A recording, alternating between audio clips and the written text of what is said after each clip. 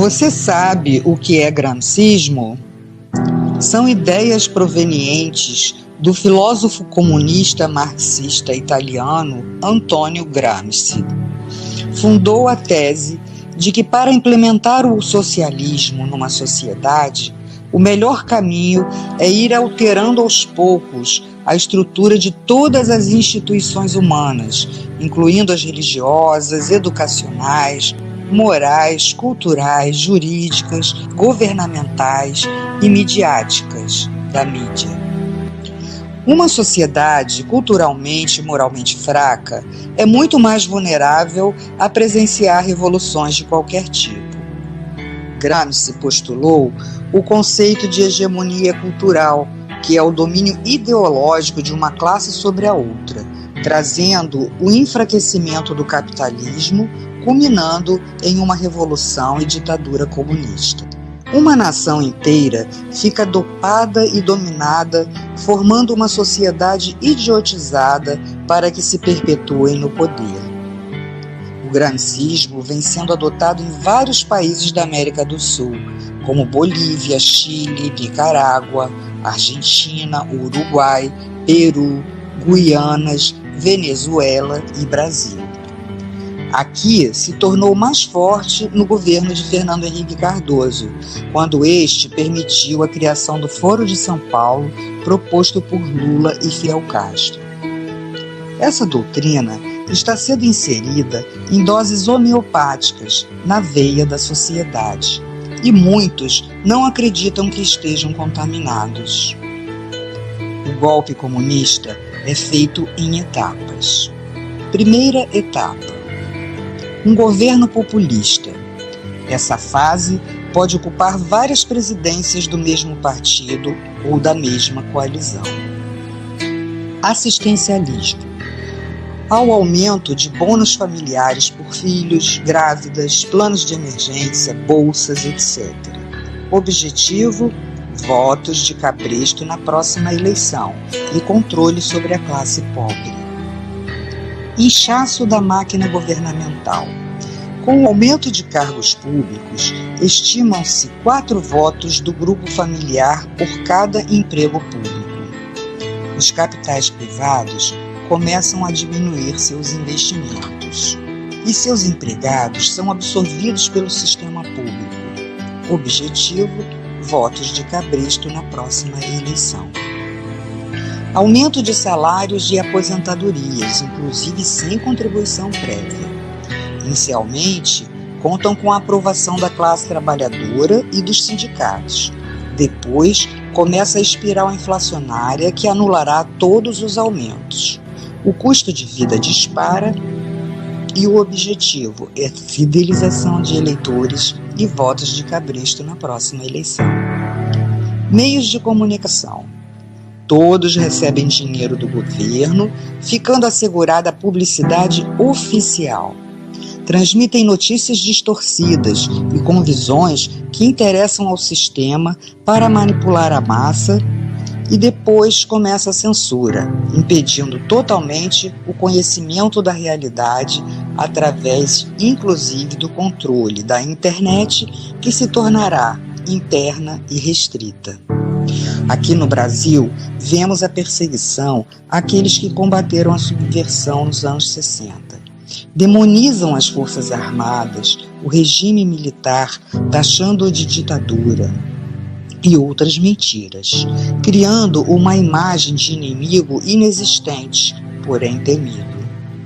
A corrupção, esta se fará presente no círculo dos amigos do governo, que estarão protegidos pela impunidade, os deixando livres para saquear os cofres da nação. Uma outra manobra é promover falsas acusações de discriminação às minorias, como índios, homossexuais, presidiários, drogados, etc. Legisla a favor dessas minorias com o objetivo de criação de grupos ideológicos para a defesa do sistema e ainda a fidelização de eleitores para a próxima eleição. Porém, quando o comunismo tiver totalmente instalado, todos serão rejeitados. A delinquência é uma ferramenta essencial para a implantação do comunismo. Dominam as ruas, infiltram-se em manifestações como grupos extremistas, os Black Blocs, que são financiados, assim como os agentes e líderes de movimentos sociais para prejudicar os que são contrários ao sistema. Segurança. Haverá um desmonte progressivo, falta de equipamentos, atraso nos salários, desmoralização por supostos atos de corrupção e violência. Leis que beneficiam os infratores e prejudicam a ação policial. E sobram autoridades para garantir direitos humanos para criminosos, em detrimento das vítimas, incentivando e acelerando a violência. Partidos. Grande fragmentação e alinhamento com a base do governo, não havendo referências, pois todos seguem a mesma cartilha. Ocupações. Promovem as ocupações de terras públicas ou privadas. Invasões incentivadas por elementos que se beneficiam com a exploração dos menos favorecidos, cobrando aluguéis. Como prenúncio das expropriações, os capitais estrangeiros começam a sair do país e entram em empresas de nações ligadas ao sistema. A mídia passa a perseguir os empresários nacionais, havendo quebra de muitas empresas e a estatização de outras. Assim, a classe média não consegue se organizar como oposição. Há o aumento também de ONGs de esquerda e a criação de grupos de choque. Na educação, a criação de novas universidades, diplomas à vontade, facilidades a grupos que sustentem ideologicamente o sistema e promovem ensinamentos distorcidos.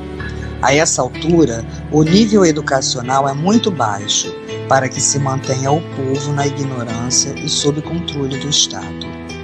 Cria-se a classe braçal do proletariado. Impostos.